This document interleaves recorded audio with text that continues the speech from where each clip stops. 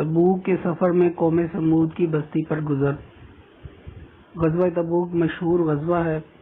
اور نبی اکرم صلی اللہ علیہ وسلم کا آخری غزوہ ہے۔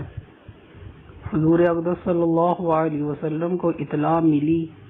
کہ روم کا بادشاہ مدینہ منورہ پر حملہ کرنے کا ارادہ کر رہا ہے اور بہت بڑا لشکر لے کر شام کے راستے سے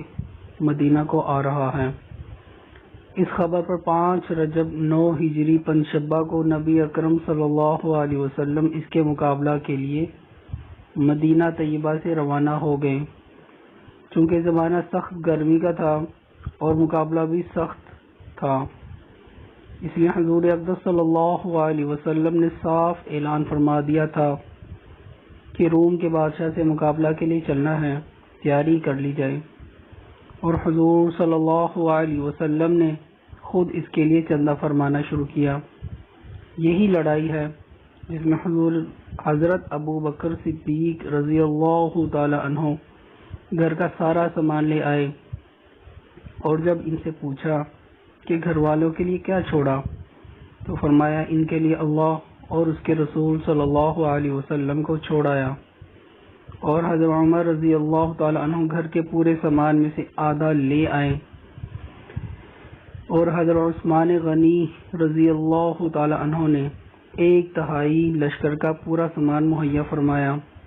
اور اسی طرح ہر شخص اپنی حیثیت سے زیادہ ہی لایا۔ اس کے باوجود چونکہ عام طور سے تنگی تھی، اس لیے 10 آدمی ایک اونٹ پر تھے کہ نوبت بنوبت باری باری اس پر سوار ہوتے تھے۔ اسی وجہ سے اس لڑائی کا نام جیش العسرہ، تنگی کا لشکر بھی تھا۔ یہ لڑائی نہایت ہی سخت تھی کہ سفر بھی دور کا تھا اور موسم بھی اس قدر سخت کہ گرمی کی انتہا نہیں تھی، اور اس کے ساتھ ہی مدینہ طیبہ میں کھجور کے پکنے کا زمانہ زور پر تھا کہ سارے باغ بالکل پکے ہوئے کھڑے تھے، اور کھجور ہی پر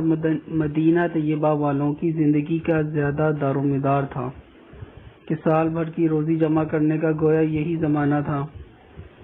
ان حالات میں یہ وقت مسلمانوں کے لیے نہایت سخت امتحان کا تھا کہ ادھر اللہ کا خوف، حضور صلی اللہ علیہ وسلم کا ارشاد جس کی وجہ سے بغیر جائے نہ بنتی تھی، اور دوسری جانب یہ ساری دقتیں کہ ہر وقت مستقل روک تھی۔ بالخصوص سال بھر کی محنت اور پکے پکائے درختوں کا یوں بے یار و مددگار چھوڑ جانا جتنا مشکل تھا وہ ظاہر ہے، مگر اس سب کے باوجود اللہ کا خوف ان حضرات پر غالب تھا۔ اس لیے بجز منافقین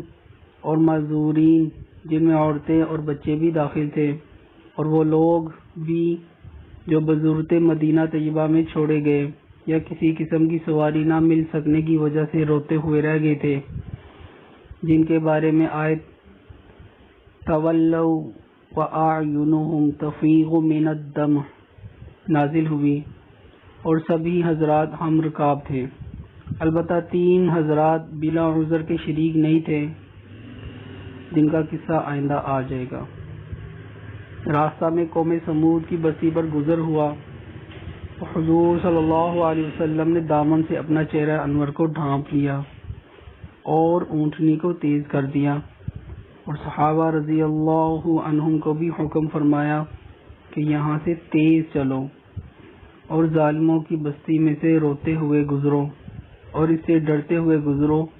کہ تم پر بھی خدا نہ خواستہ وہ عذاب کہیں نازل نہ ہو جائے جو ان پر نازل ہوا تھا۔